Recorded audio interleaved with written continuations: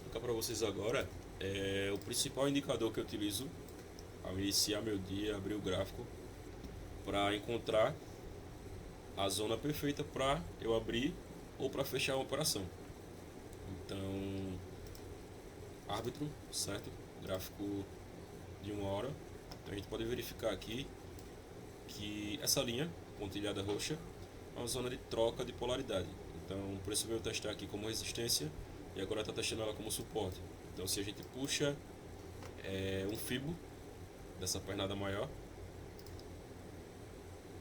pode notar que em cima dessa zona, certo, de troca de polaridade, o preço também trabalha em uma região de 0,5 de fibo, que é uma zona de retração de Fibonacci, onde o preço tende a ter uma reação contrária.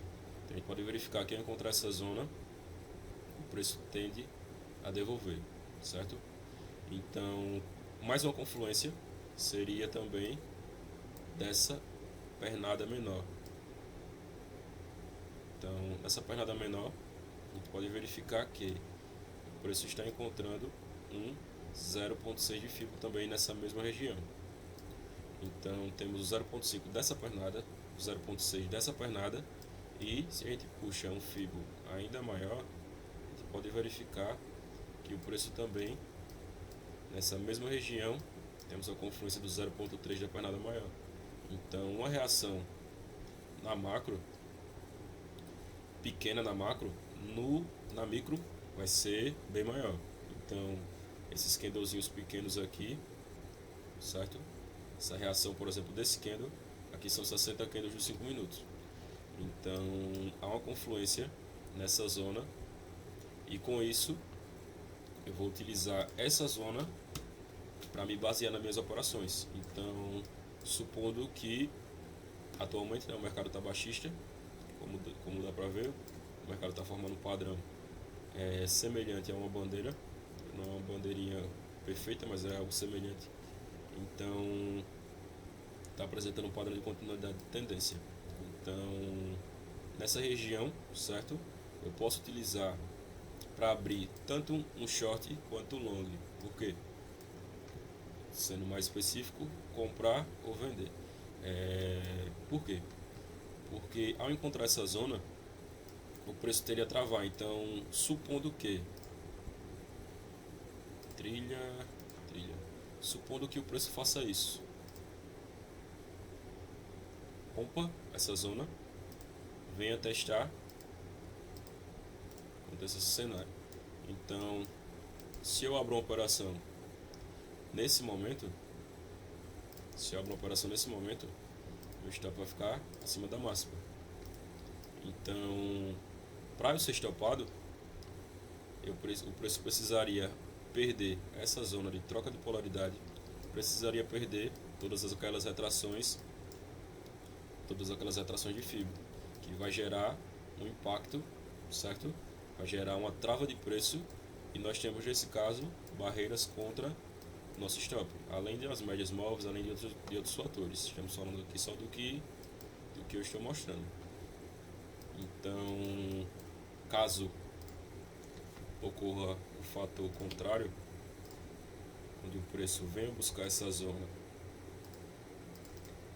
e devolva, que é o que está mais provável acontecer, então a gente vai também colocar o nosso stop abaixo dessa zona, tendo assim uma defesa contra o nosso stop. Então, para o preço estopar a gente nessa operação, teria que perder toda aquela confluência de sinais, aquela barreira que está sendo formada, que foi formada nessa zona.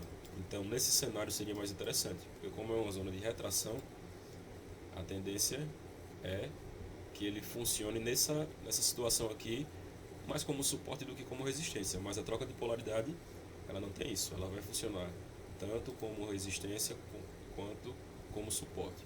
Então, a confluência é bem interessante nessa zona e para uma segurança maior nas minhas operações, eu prefiro, mesmo que o mercado dê sinais de compra, dê sinais de venda, eu prefiro esperar para trabalhar embasado nessa zona, certo?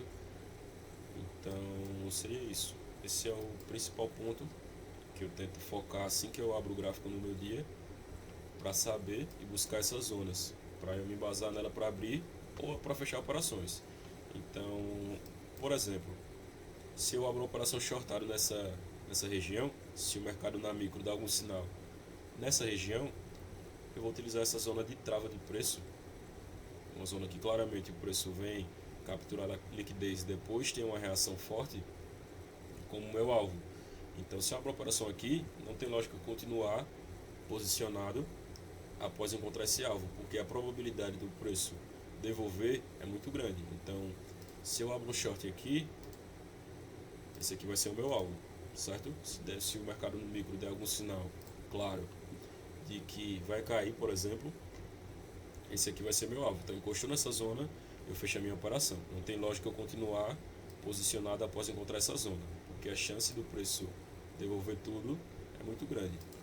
Então, existem essas duas possibilidades no meu operacional, de uma venda utilizando essa zona como alvo e de uma venda após o rompimento, ou de uma compra utilizando também essa zona como referencial, sempre posicionando o meu stop acima ou abaixo, dependendo do tipo de operação, para ter essa zona como defesa do meu stop.